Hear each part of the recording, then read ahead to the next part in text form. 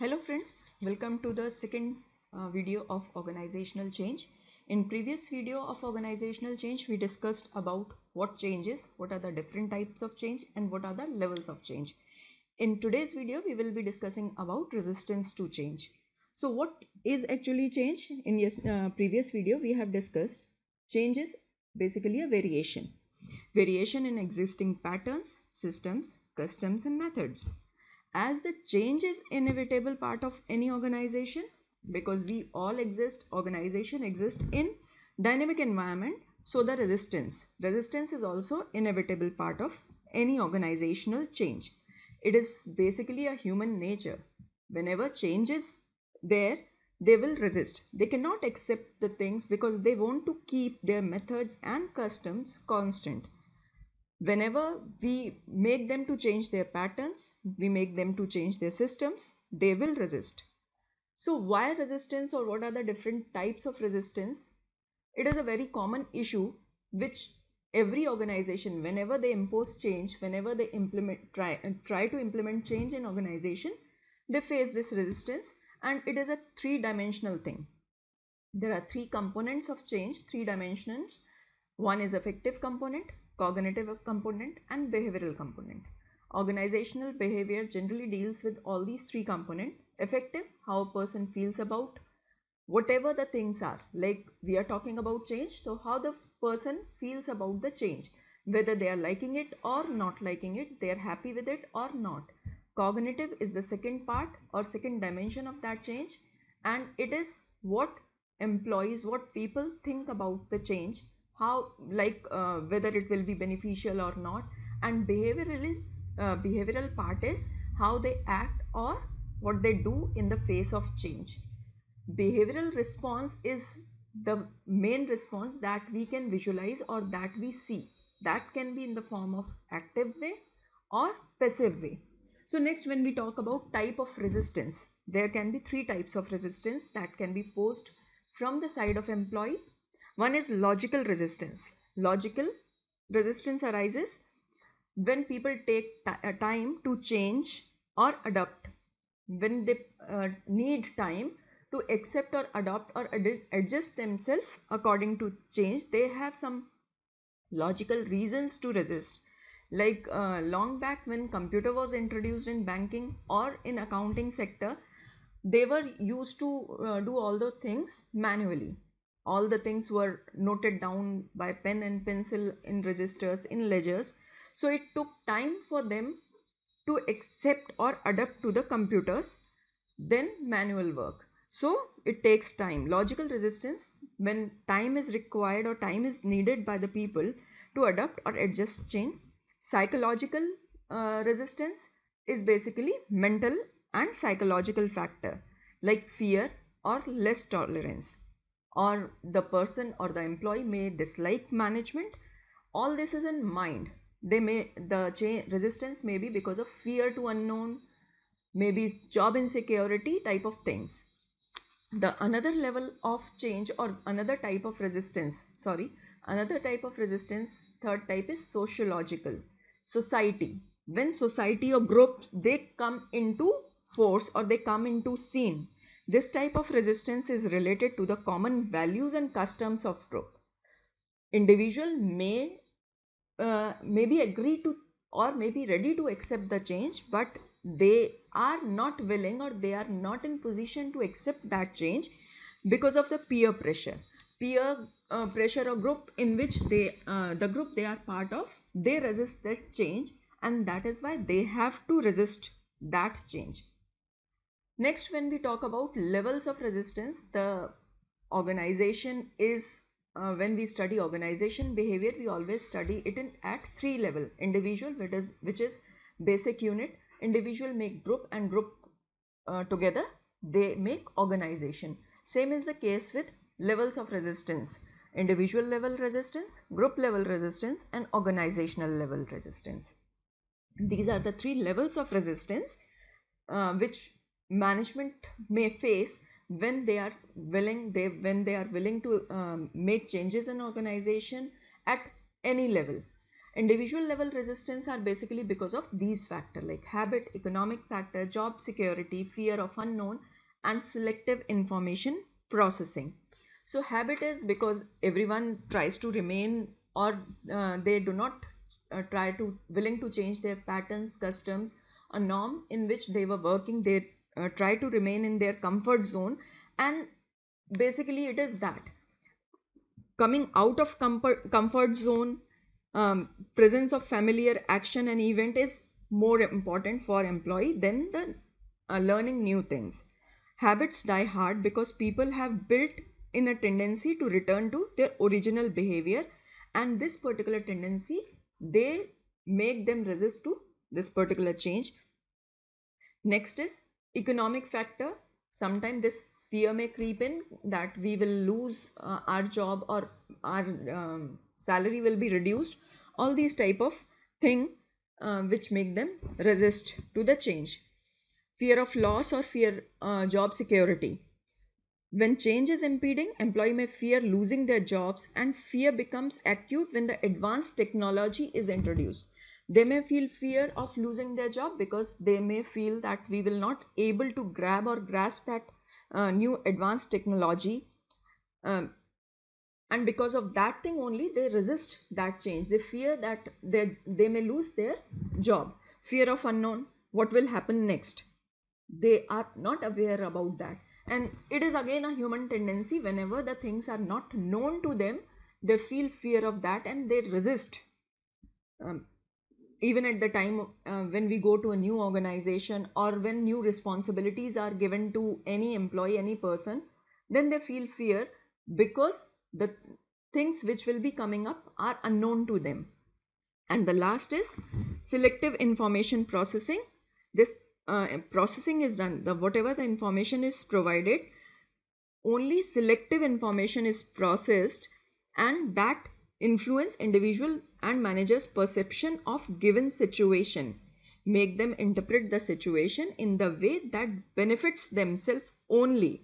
If they are not willing to accept that change, they will select the information which is in favor of not going for change. So that is the reason they resist for the change. The next level of resistance is group level. So as we were discussing, next level of change is group level resistance. And group level resistance is posed because of group norms, group cohesiveness, and group think. Group norms are the norms which are generally developed in a group, and they promote desirable behavior of all the members of the group. Most members conform to these norms, and especially those who are in closely knit group. Any change which asks them or which make them to change their group norm, then the group resists such change. Next is group cohesiveness. Group cohesiveness is a stumbling block to change. It is one of dysfunctional consequence of group cohesiveness is resistance to change. A highly cohesive group may resist attempts by management to change whatever the management is willing to bring in the organization. Group members may also unite to preserve the status quo. They will not be willing to change anything which is there in group, and they will try to protect their interest at the expense of other group. So group cohesiveness is the next reason of group level resistance. The next is group think. As stated in individual resistance, any individual may be willing to accept the change, but they cannot accept it because of the peer pressure. So groupthink plays that role, that because of the they think like group. Whatever group is thinking, every individual has to think like group, and this poses resistance in change. The next level of resistance is organizational level resistance. So first factor in organizational resistance is threat to established power relationship. Few people may have got power in the organization, and that power, that established hierarchical power, authority responsibility relationship, make them to resist, make organization to resist that new thing which is being brought in the organization. Threat to established resource allocation. They have already decided resource allocation pattern in organization. and that pattern may make them to resist the change, make them to resist the new thing which has been brought in the organization. Structural inertia, or sometimes we may call it over determination. Every organization has established designed systems which maintain their stability, and that stability make organization to resist. Means when the employee will come in, what will be the pattern of reporting, what will be the pattern of doing things. Newly employed employee will be undergoing certain sort of training, and after that training they will be on probation period. These are some structure, these are some system which are established in organization, and these things make organization to resist the change which has been brought in. Whenever the focus of change is limited, whenever the change is not throughout the organization, it is for limited purpose, or it is for one particular department, then other department or that particular department or that particular focus area may resist change when it is not for the other department. And next is organizational culture.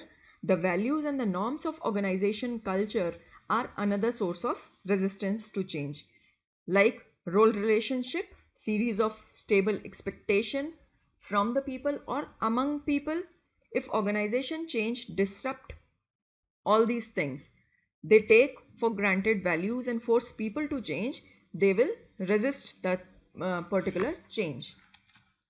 There can be various signs of resistance, as the signs can be active signs, the signs can be passive signs. So these are some active signs, like critical. Handling employee will become difficult. Employees will find fault in everything. They ridicule each other. Fear will appeal to them, and they use selective facts, the facts which are in their favor. If something goes wrong, they start blaming or accusing each other. They start sabotaging the property of organization. They will threaten or intimidate with people. They manipulate the information available. They manipulate the systems. They distort the fact or information which is available before distributing that information to others for use, just to make sure that it will go in their favor. They may distort that information, or they may block the flow of information. Undermining and gossiping or rumors, arguing with each other, maybe with superior, subordinate or peer group, are some active signs which clearly shows that employees are not ready to accept the change. They are trying to resist, or they are trying not to make change not take place. And some passive signs which are not clearly visible, but passively people when people resist change, in such condition they may agree verbally. Means words and actions are different in this thing. They may say that okay, we are agreeing to bring in that change, but they are not following the actions which are required to make that change to take place. Whatever implemental changes that they are expected to implement in their department or their system of working or in their organization, they show that they are failing to implement those changes, and they procrastinate. They drag the things, they leave the things on tomorrow. Okay, from tomorrow we will be doing like this, from tomorrow or from certain date or after certain period they will be implementing those change, they will be changing those systems. Feigned ignorance means showing that they are ignorant. They will always say, oh, this thing we were expected to do things like that, we were not aware about that. And every time that they show that ignorance about the change, they may withhold information, they may withhold suggestion or help or support facilitation which is required to bring the change in organization. And they may stand on the side and allowing the change to fail. They will not take all the action, all the steps, all the information circulation which is required to implement or make the change successful. They may not allow all those things to take place, and ultimately they are standing there, they are standing at the back side, and they are allowing that the change to fail. So these are the certain signs that employees may show actively or passively about their resistance. So in next video, we will be discussing how to manage this resistance. This is all for today. Bye. Have a nice day.